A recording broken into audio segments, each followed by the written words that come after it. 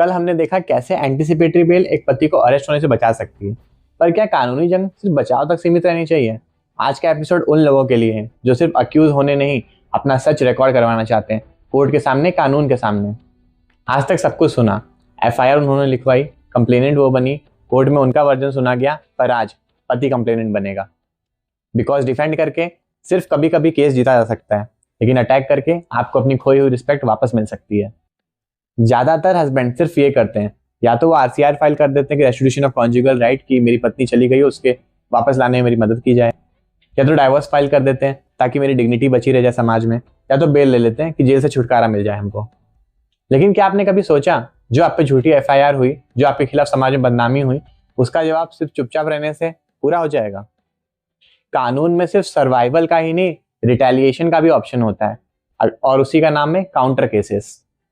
आज आप अक्यूज नहीं, कंप्लेनेंट बनेंगे। आज आप भी एफआईआर दर्ज कराएंगे, रिलीफ मांगेंगे और अपनी इज्जत रिक्लेम करेंगे। इस लीगल वॉर में आपके पास भी कुछ वेपन्स है। आइए हस्बैंड के लीगल वेपन्स को जानते हैं। पहला है डिफेमेशन, सेक्शन 354 और बीएनएसएस। जब वाइफ ने सोसाइटी में, ग्रुप में पति को बदनाम किया तो क्रिमिनल प्लस सिविल लायबिलिटी दोनों बनती है, मानहानि का मुकदमा। नेक्स्ट है क्रिमिनल इंटिमिडेशन, यानी आपराधिक धमकी। जैसे आप मुझे इतने रुपए दे दो वरना जेल भेज दूंगी, एफआईआर करवा दूंगी, आपके ऊपर मुकदमा कर दूंगी। ये सब आपराधिक धमकियां हैं। नेक्स्ट है एक्सटॉर्शन। एक्सटॉर्शन मतलब आपसे जबरदस्ती वसूली करना, कि मुझे इतने रुपए दे दो तब मैं कॉम्प्रोमाइज करूंगी, इतने पैसे दे दो तो मैं आपके चार्जशीट में ये सेक्शन आपके नहीं लगवाऊंगी। तो ये सब जो आपको वसूली की जाती है, आपके ऊपर कुछ कानूनी दबाव बना के, ये सब एक्सटॉर्शन का अपराध है।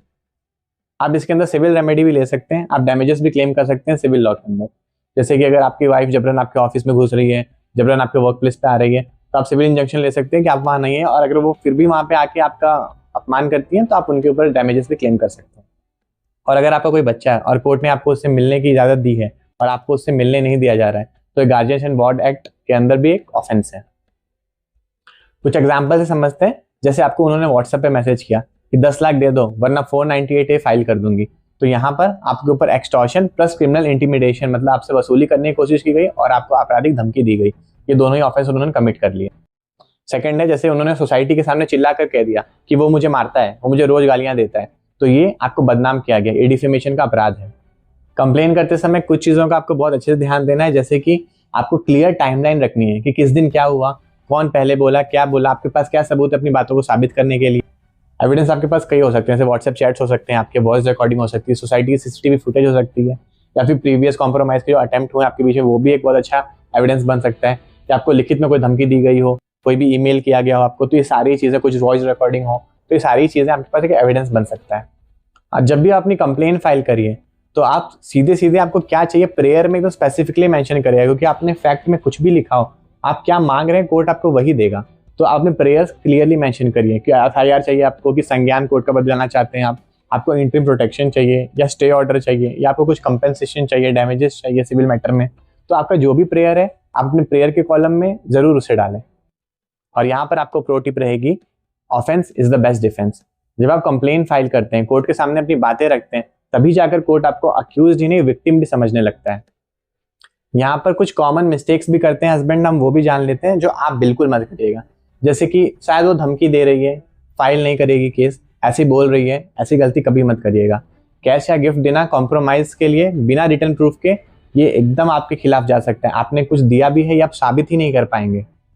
जब भी आप अपने एफआईआर का किसी जवाब दें, जब भी कोई कंप्लेन हो, कोई एलिगेशन आपके खिलाफ लगी हो, आप जब भी उस बात का जवाब दें तो सख्त शब्दों में दें। आप ऐसे नहीं कहें कि मुझे लगता है, शायद, हो सकता है, ये सारी चीजें गलत हैं। आप अपनी बातों को जो भी रखिए सॉलिडिटी के साथ रखिए। और टाइम बहुत इंपॉर्टेंट रोल प्ले करता है। कोई चीज आपके साथ आज हुई है तो आप आज, कल या परसों में ही उसके खिलाफ कुछ एक्शन ले लीजिए। 3-4 महीने बाद कोई भी काउंटर एफआईआर फाइल करना पुलिस के लिए ऐसा लगता है कि कोई रिवेंज है, कोई फेक एफआईआर रजिस्टर की गई है। कोर्ट भी इन चीजों को एंटरटेन नहीं करती है। आप जितना डिले करेंगे उतने डैमेजेस भरेंगे। कानून में हर बार सिर्फ हस्बैंड ही परेशान हो, हस्बैंड के खिलाफ ही सारे लॉज हैं, ऐसा जरूरी नहीं है। बस सबूत, समय और स्ट्रेटेजी चाहिए।